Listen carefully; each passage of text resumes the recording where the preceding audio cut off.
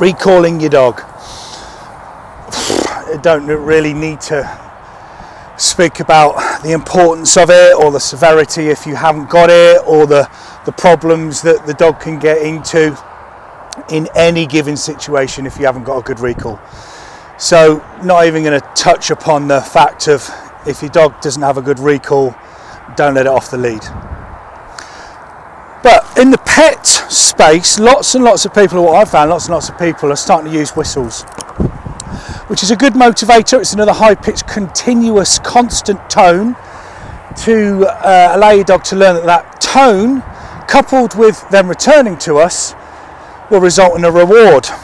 So what I've noticed is a lot of people are using whistles within the family pet space to bolster a good recall, to reinforce a good recall, to make a good recall successful and a good recall happen every single time that you want your dog to come back to you. Brilliant, great. Couldn't wish them better. Really, really good idea. But in the gun dog space, we use two different types of recall. One is the obvious one of wherever you are, whatever you're doing, if I blow my whistle in a recall style, or the way that I blow my whistle when I'm using the recall command.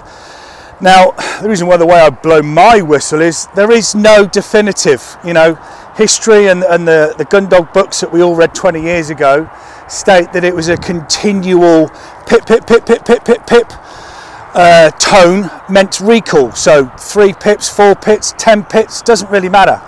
The key thing is that you keep it consistent, that you keep that recall tone that you're going to blow on your whistle exactly the same and don't change it. So the dog realizes and the dog knows, oh, that means come back. When I come back, I'm going to get a reward. So there's two elements of recalling within the gun dog space or the gun dog training space. The first one is obvious. Obviously, it's stop whatever you're doing, come back to me, sit there and do not move. Simple, clean cut, normal box standard recall that everybody knows and everybody strives to get 100% of the time. But in the gun dog space, there is a second variety of recall, and that means return in my direction. So I don't want you to come back to me, I want you to come back in my direction. Why would we use that? Well, wind, geography, the environment, the way the hills that go on the land, the stream, the way that the situation or the environment that the dog is working in, it may go past what you want it to pick up and retrieve and bring back to you. For whatever reason, as I've said, wind, environment, undulations in the ground, valleys, brooks, rivers, whatever. You may find yourself in a situation where your dog, as visually you can see it has gone past the retrieve or the object or the subject of what you want it to pick up and bring back to you, so you're going to have to step in and handle it. Now that is where we would communicate with the working gun dog. I want you to come and return back to me in my direction.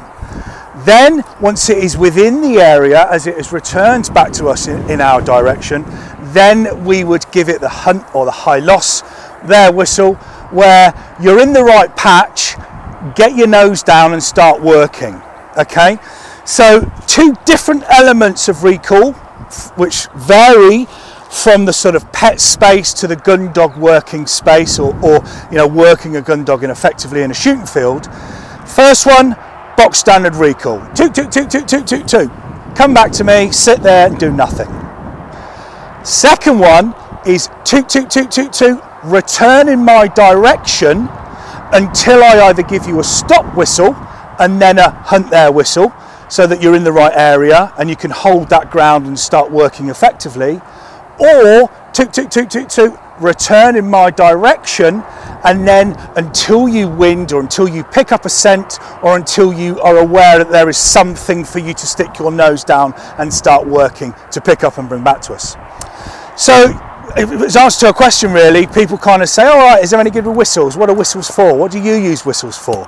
Whistles are great.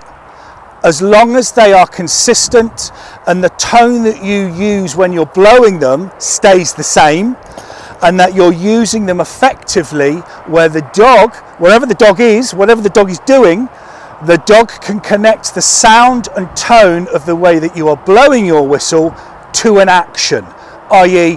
return to me, or come straight back to me and sit, or hunt there, or stop, go left, stop, go back, stop, go right. The list is endless, obviously. So yeah, whistles, really, really good if used correctly.